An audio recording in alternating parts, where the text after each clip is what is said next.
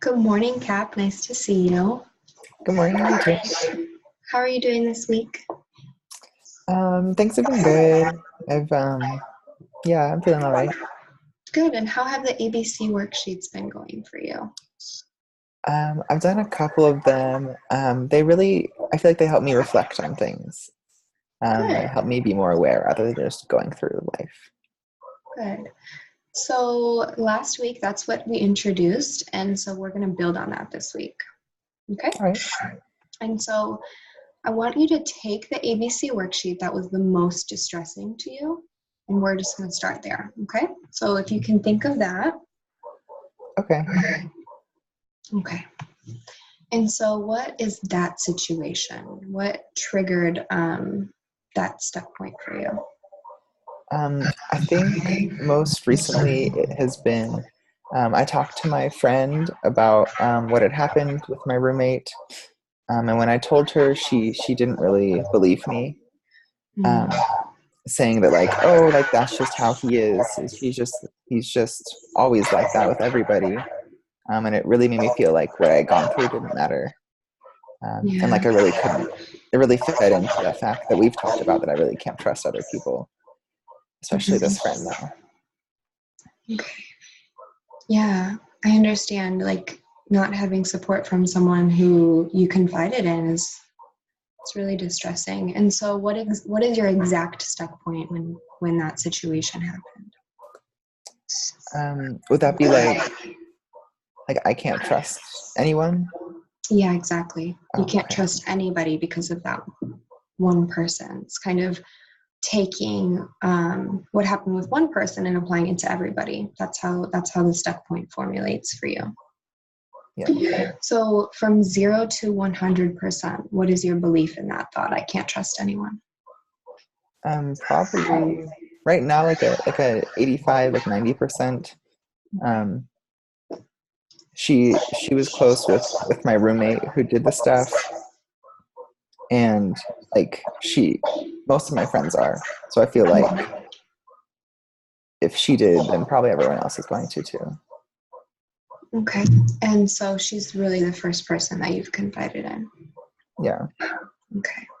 When you're thinking, I can't trust anyone, and that person didn't put her belief in you, what emotions came up for you?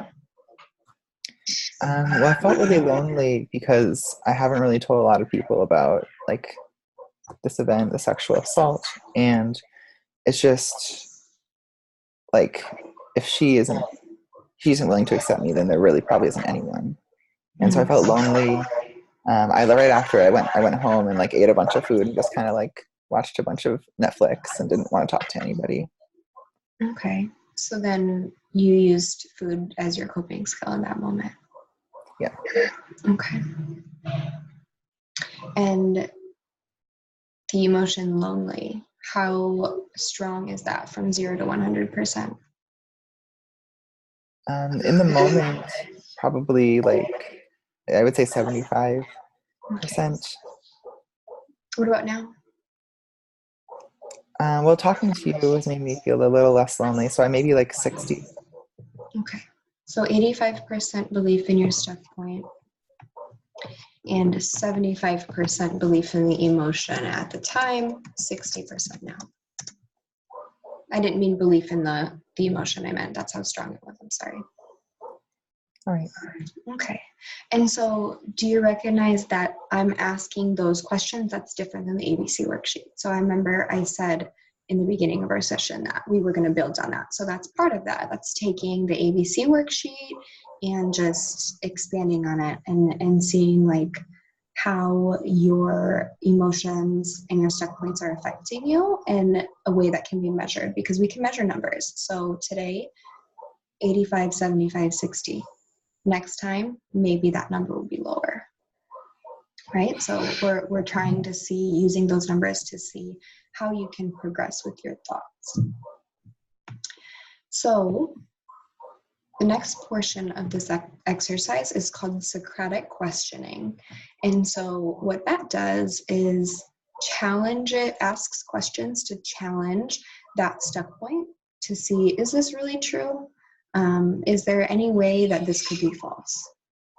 And the reason for that is because, like I mentioned when you first said what your stuck point is, that when you have these thoughts, you're applying something that happened with one person to everybody. And so maybe that's not realistic, but we're going to use Socratic questioning to find out. Okay, so when you think I can't trust anyone, what is your evidence that supports that thought? Well, I mean, this one person I told didn't support me. And I think I'm just really worried because all of my friends are also my roommate's friends. And I just feel like because they know him too, they're probably gonna take his side. And say maybe some of the stuff like, oh, he didn't mean to, he was drunk, all these things. And make excuses for him, like we see all the time with other people. Mm-hmm. So they're going to try to see the good in him out of everything, even though what happened was terrible. Okay. And so what is the evidence against that thought, I can't trust anyone? I think, well, I mean, I know there are people who will who I can trust unconditionally, like my family, who I haven't really told about it because I just don't know how they would react. But I know they would. I know I'd be able to trust them. Mm-hmm. So I don't know if it's so much just like maybe that person is my exception. Okay. So do you think if you were to talk to your family about it, and I'm not insinuating that you should disclose anything to anybody that you're not ready to, but do you think that having their support would help you to feel less lonely? Yeah, I think so. I have two sisters, and I know that they would both probably be really supportive of it. And that just being able to talk with somebody openly about it without having that judgment that I got with this one friend would probably be really nice. Mm-hmm. And I know sometimes that we want all of our friends' support. And it's hard because those friends are people that you share with your roommate. And so what do you think that you are feeling pressured to tell them?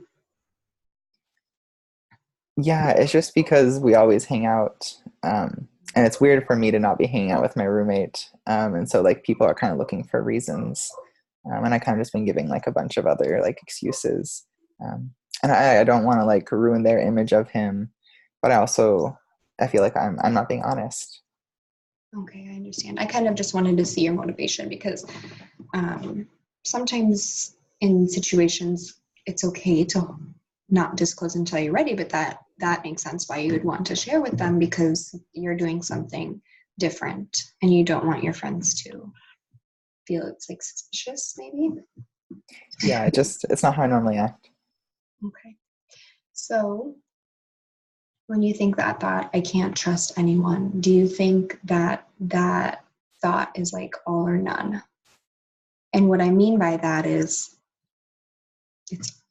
you have to be able to trust everybody or you can trust nobody. Is that your pattern of thinking? I mean, that sounds pretty right when you're describing it there. Yeah, I think, even though I guess this is just one person who has rejected my disclosure, it feels like everyone.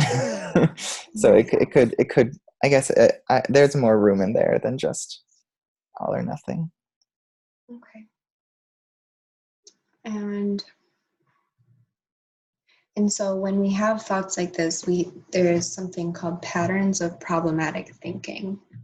And so we go into these patterns with our thoughts, and then we kind of get stuck on them. So then it's hard to go back and think logically because patterns of problematic thinking is, of course, problematic. It's not logical, right? Yeah. So one of them that I think of when you are explaining is called overgeneralization.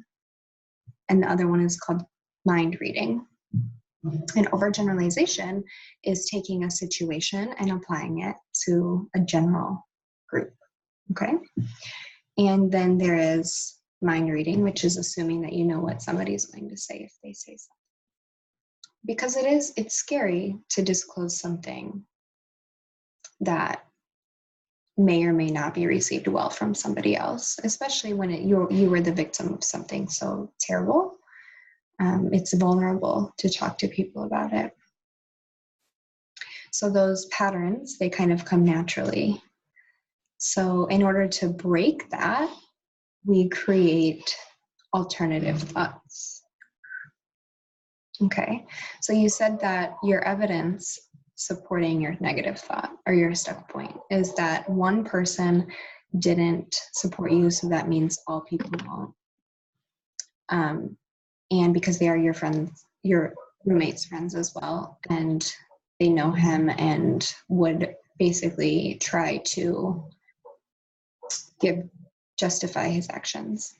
Mm-hmm. But then your evidence against that stuck point is that there are people that would support you in your family, and that you don't know if your friends would support him or believe you. And so I asked you, do you think telling somebody in your family would make you feel less lonely? And you said yes, that's possible. So what else can you tell yourself instead of I can't trust anybody in this situation? I really liked what you were saying about how like I haven't really given them the chance to respond. So I can say maybe like I can give others the chance to support me when I tell them about what happened. That like maybe there are some people I can trust. So maybe there are some people that you can trust. That's good. That's good. Because I think a lot of times when we go through things like this and try to create alternative thoughts, we want it to be extreme. We want it to be like, I can trust everybody. That's not realistic, right? And that doesn't really help anything. So I think taking the small step and saying, maybe I can trust some other people, that's good. That's better than I can't trust anybody, right? So what is your belief in that thought from 0 to 100%? After talking today, I think probably like 50, maybe 55.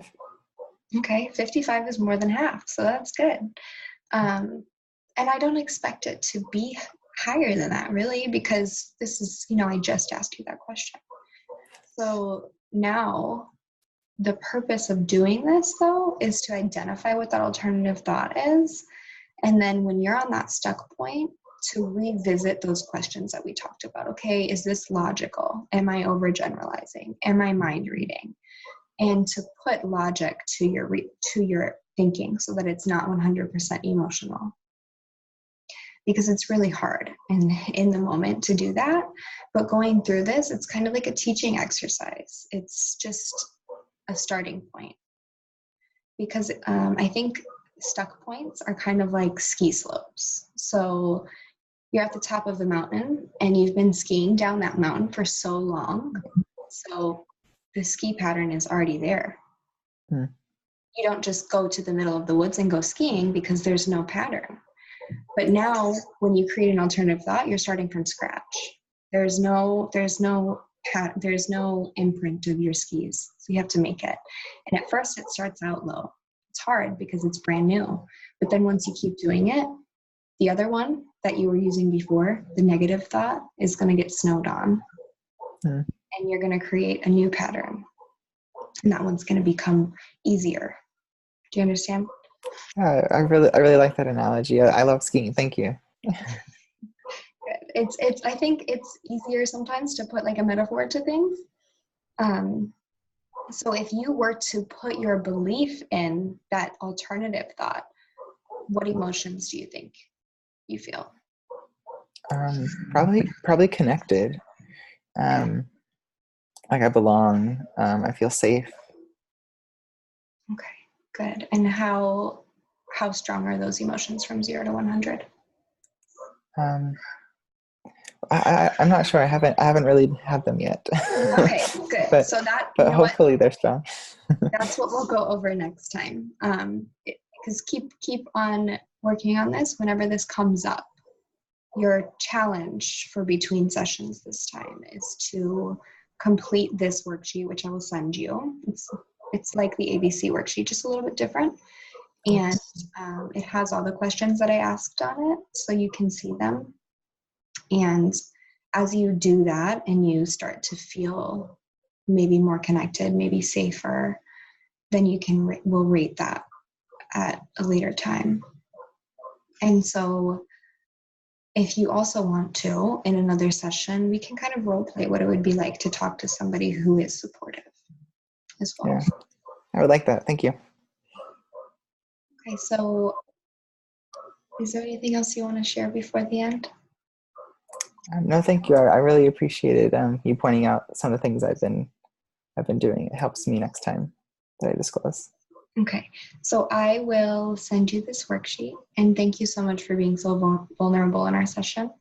I really appreciate every week you're ready to share and